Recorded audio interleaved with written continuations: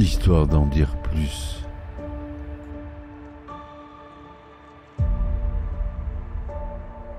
Mais 3 mois avec combien de temps de retard? Bien sûr, mon cousin, tu es né en 1079 et monsieur est un écuyer de Jeanne d'Arc et moi je suis la reine d'Angleterre, non? Ok? Un son! Silence, Marot, je parlemente. Ce qu'il appelle les bouleros, c'est du dragonal. D'autres personnes? Quel genre de personnes? Bah, ça serait des gens comme vous. Des professions libérales? Non. Des vieux. Bonjour, bienvenue sur Histoire d'en dire plus cinéma, le podcast qui vous parle de cinéma. Aujourd'hui, on s'attaque à un monument des mangas, de l'univers des mangas, et notamment des films animés, puisqu'on va voir le long métrage d'animation Princesse Mononoke. Allez, c'est parti mon kiki, on y va. Donc aujourd'hui, on plonge dans l'univers fascinant de Princesse Mononoke, ce chef-d'œuvre d'Hayao Miyazaki, sorti en 1997, qui a marqué un tournant dans l'histoire du cinéma d'animation japonais et mondial. Plus qu'un simple film, Princesse Mononoke est une fresque écologique et spirituelle qui résonne encore aujourd'hui avec une pertinence troublante. À travers ce long format, nous allons explorer ensemble les multiples couches de cette œuvre, ses thèmes profonds, sa réalisation magistrale et l'impact culturel considérable qu'elle a eu depuis sa sortie. Alors, on attache les ceintures et on part pour un voyage au cœur de la forêt ancestrale du Japon féodal, à la rencontre des dieux, des démons, des humains et de cette mystérieuse princesse sauvage qui a donné son nom au film. Le développement de Princesse Mononoke est une histoire fascinante en soi. Hayao Miyazaki, qui a commencé à élaborer ce projet dès le début des années 90, mais l'histoire avait germé dans son esprit bien avant. Il faut comprendre que ce film représente l'aboutissement de décennies de réflexion sur la relation entre l'humanité et la nature. À cette époque, Miyazaki avait déjà réalisé plusieurs films acclamés comme Mon voisin Totoro ou Kiki la petite sorcière.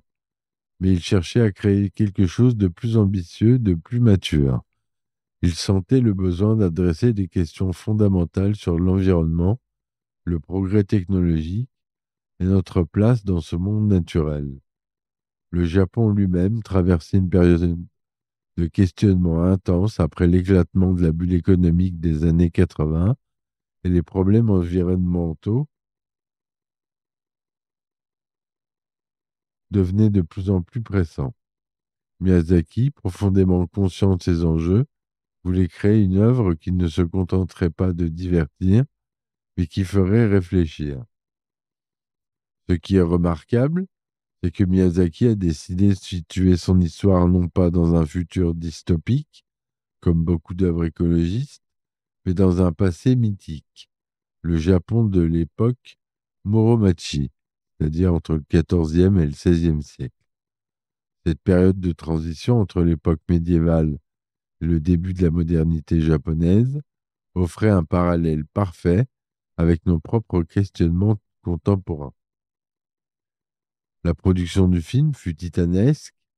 Miyazaki, perfectionniste notoire, a supervisé personnellement une grande partie des 144 000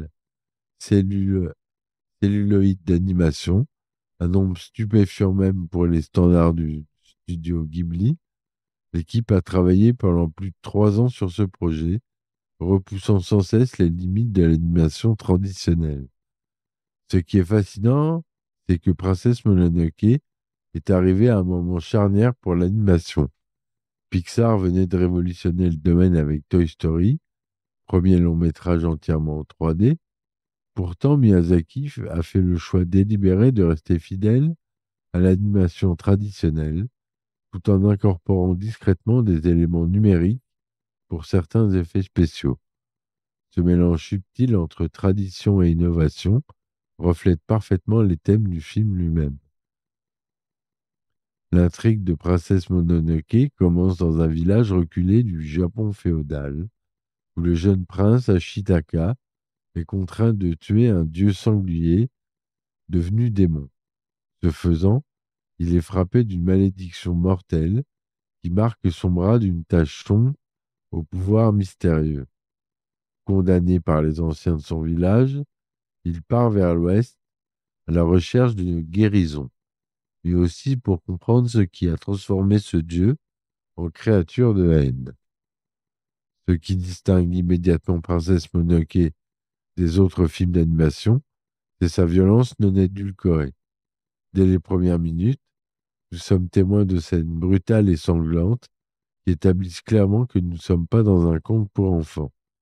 Miyazaki refuse de nous épargner la dureté de son monde, tout comme il refuse les simplifications morales faciles.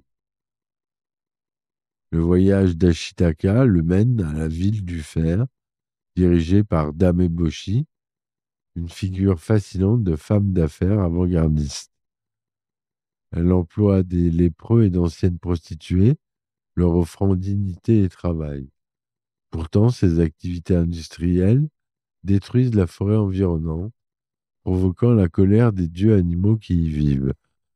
C'est là qu'Ashitaka rencontre San, la fameuse princesse Mononoke, une jeune fille élevée par les loups qui voue une haine farouche aux humains. Le terme Mononoke en japonais fait référence aux esprits vengeurs, aux fantômes tourmentés. San est effectivement habité par une rage presque surnaturelle, déterminée à protéger la forêt de l'expansion humaine, quitte à verser le sang.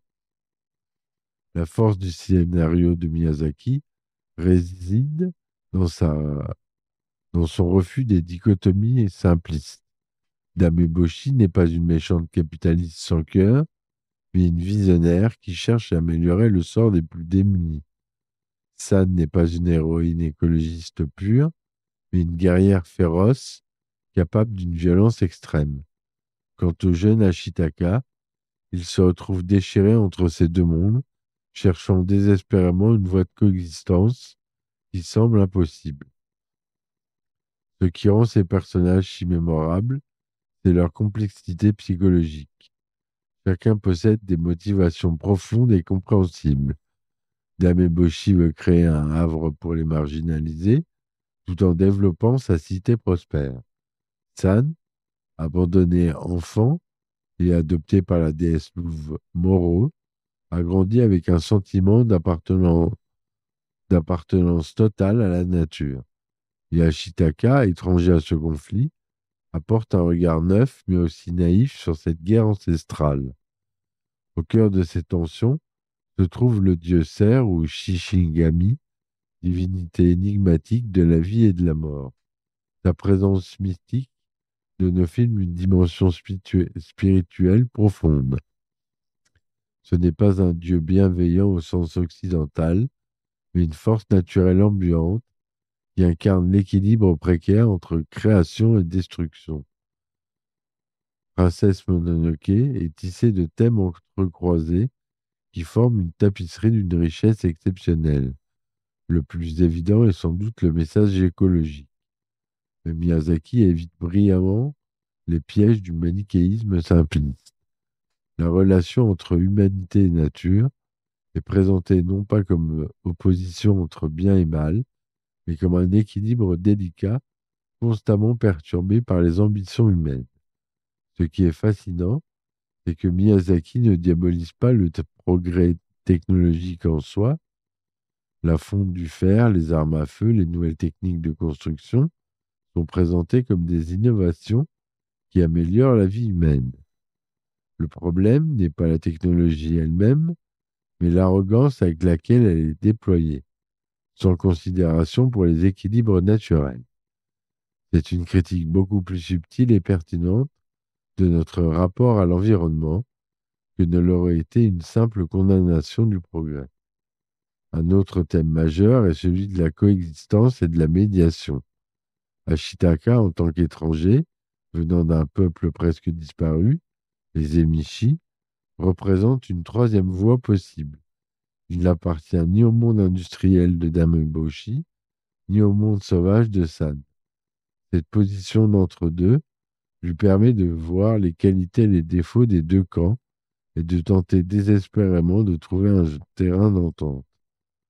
Le film explore également la question de la souillure et de la purification.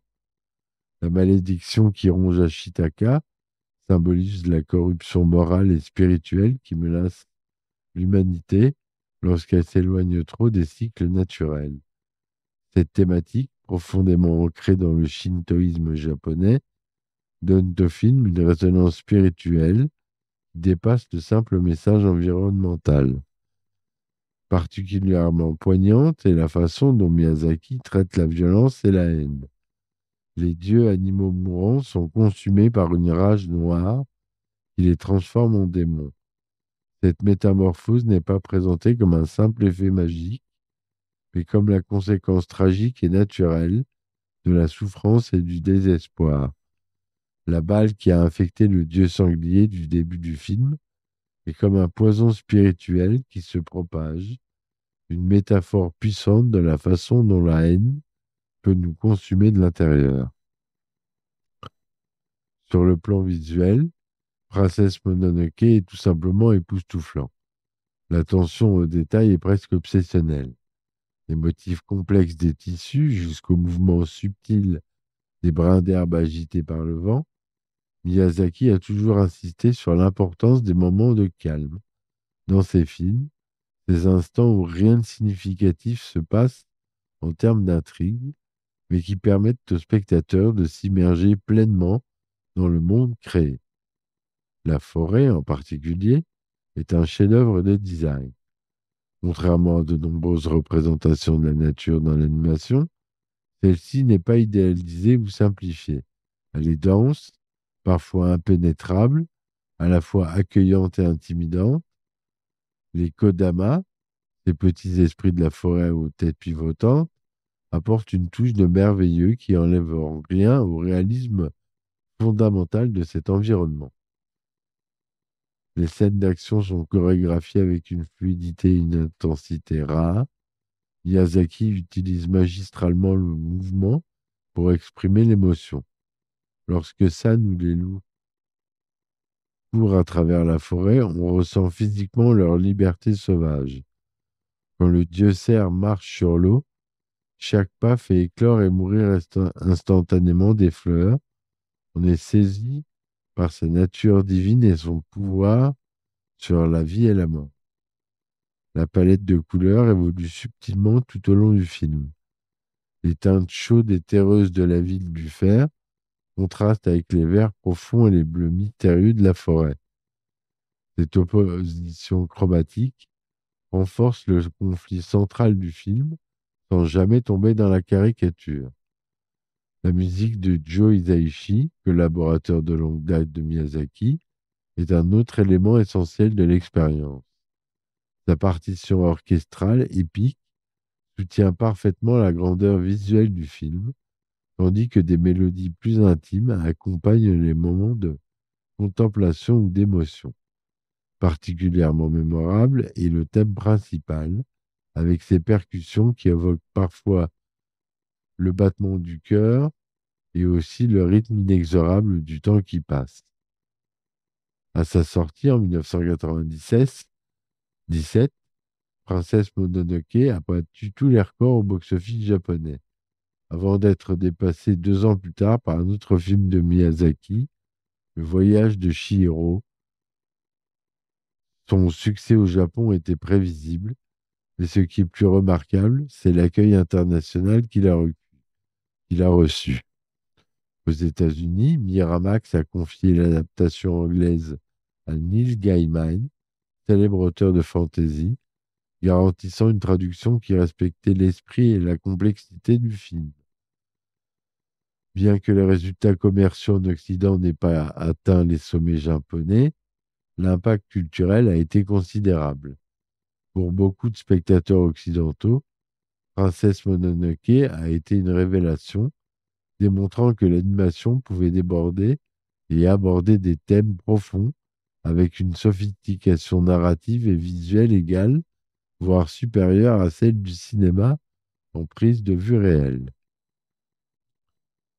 Sur le plan artistique, l'influence du film est inestimable. De nombreux cinéastes et animateurs citent Princesse Mononoke comme une source d'inspiration majeure. On peut voir son influence dans des œuvres aussi diverses qu'Avatar de James Cameron ou The Last of Us, qui explorent des thématiques similaires de conflit entre humanité et nature. Plus largement, le film a contribué à sensibiliser le public aux questions environnementales d'une manière que peu d'œuvres artistiques ont réussi à faire, en présentant le problème non pas comme une simple question de conservation, mais comme un enjeu spirituel et existentiel. Miyazaki a touché quelque chose de profond dans la conscience collective. Ce qui est particulièrement frappant, c'est à quel point le message du film reste pertinent, voire prophétique, dans notre contexte actuel de crise climatique. La vision nuancée de Miyazaki, qui reconnaît à la fois la nécessité du développement humain et l'impératif de respecter les équilibres naturels, offre une perspective précieuse à une époque où ces questions sont souvent traitées de manière polarisée. Un aspect souvent sous-estimé de Princesse Mononoke est sa profonde spiritualité. Le film est imprégné de shintoïsme, cette religion animiste japonaise qui voit le divin dans toutes les manifestations de la nature. Mais Miyazaki, fidèle à sa complexité habituelle, ne se contente pas de reproduire les croyances traditionnelles. Le dieu cerf, en particulier, est une création fascinante qui transcende les catégories religieuses habituelles. Il n'est ni bon ni mauvais, mais simplement au-delà de la morale humaine. Son pouvoir de donner ou de prendre la vie illustre parfaitement la vision cyclique du monde naturel propre au shintoïsme. Quand Ashitaka lui rend sa tête à la fin du film, ce n'est pas tant un acte héroïque qu'un geste nécessaire pour restaurer l'ordre cosmique. Princesse Mononoke reste près de 30 ans après sa sortie, une œuvre d'une richesse et d'une pertinence exceptionnelles, en refusant les simplifications morales, en embrassant la complexité des enjeux environnementaux, sociaux et spirituels. Miyazaki a créé bien plus qu'un film d'animation. Il a offert une médiation profonde sur notre place dans le monde et notre responsabilité envers lui. Ce qui distingue finalement Princesse Mononoke de tant d'autres œuvres à message écologique, c'est son humanisme fondamental. Malgré la violence et la destruction des peintres, Miyazaki maintient une foi profonde dans la capacité humaine à apprendre, à évoluer, à trouver un équilibre. Cette foi n'est pas naïve, elle reconnaît pleinement les défis immenses et la tendance humaine à l'arrogance et à l'aveuglement. Mais elle persiste néanmoins comme une lueur d'espoir dans l'obscurité. Dans notre monde contemporain, où les crises environnementales s'accumulent et où les solutions semblent toujours hors de portée, le message nuancé de Princesse Mononoke reste une boussole précieuse. Il nous rappelle que les antagonismes simplistes ne mènent nulle part, que la compréhension mutuelle est essentielle et que le respect de la nature n'implique pas nécessairement le rejet du progrès humain.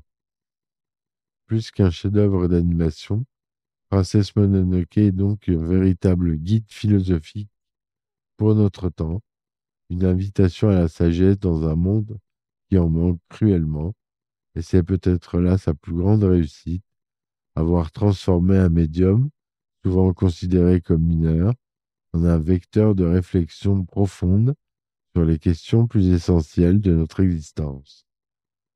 Voilà ce que je voulais vous dire sur ce film d'animation qui m'a marqué. J'espère qu'il vous aura plu. Je vous dis à très vite pour un autre épisode hors série version longue. À la semaine prochaine. Merci de mettre 5 étoiles, s'il vous plaît, pour faire monter le podcast telle une fusée, comme dirait Nicode. Merci encore de m'avoir écouté et à très vite. Ciao, ciao.